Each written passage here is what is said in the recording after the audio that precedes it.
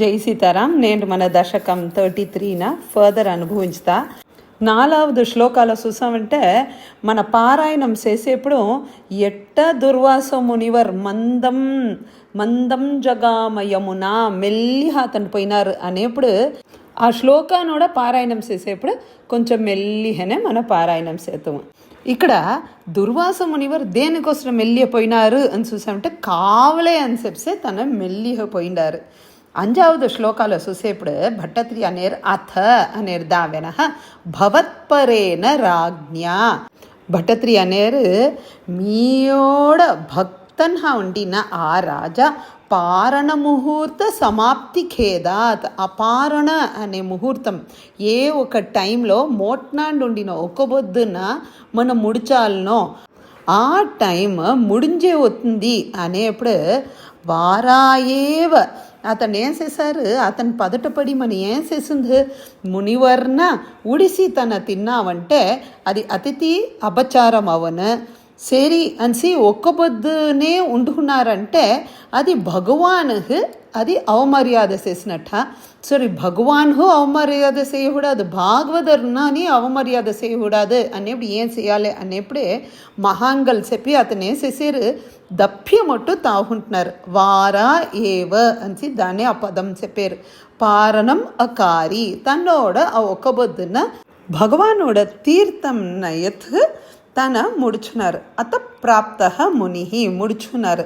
తద్దివ్య దృశ విజానన్ దీన ఈ తన్నోడ దివ్య దృష్టితో చూసిన దుర్వాసముని క్షిప్యన్ ఆ రాజా మీద కోహచి క్రుధ ఉద్ధృత జట తన్నోడ జటాముడిలోండి ఒక్క జటైన ఎత్సి కృత్యాం వితతాన్ కృత్య అనిసి ఒక దుష్ట శక్తిన ఉరువాకిత్నారు దుర్వాసరు. 6వ శ్లోకాల భట్టత్రి అనేరు కృత్యాంచ తామసి ధరాం. ఆ దుష్ట శక్తి ఏం చేస్తుంది తన్నోడ సెయ్యిలో ఒక పెద్ద కత్తి తూక్ భువనం దహంతించ మొత్తం లోకోన తన్నోడ ఆ వెప్పంతోనే మండాతా ఉన్నాడు.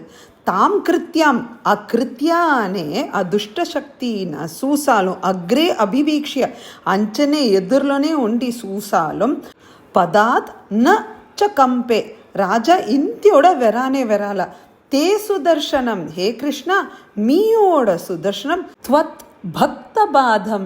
హే కృష్ణ మీయోడ భక్తర్న ఇట్టొక్కరు ఇవసేసేది అనేది అభివీక్ష్య చూసి కృత్యానలం శలభయన్ ఎట్ట ఒక విట్టల్ పూచి ఐందారాలు ఎట్ట పడి భస్మం అవుసునో ఆ జాడ ఈ కృత్యన్న భస్మమాకి ముడిచి మునిం అనవధావీత్. அடுத்தது சுதர்ஷனன் ஏன் చేశారు ఆ మునివర్ దుర్వాసర మునివర్న పిన్తొడర్ந்து ఆమెంచుతుంది.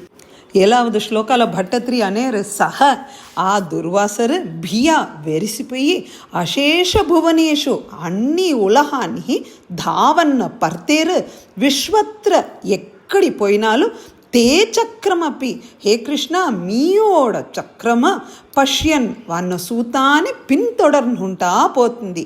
విరంచం గతవాన్ విరంచం అంటే బ్రహ్మాజీ అంచన పొయ్యేరు.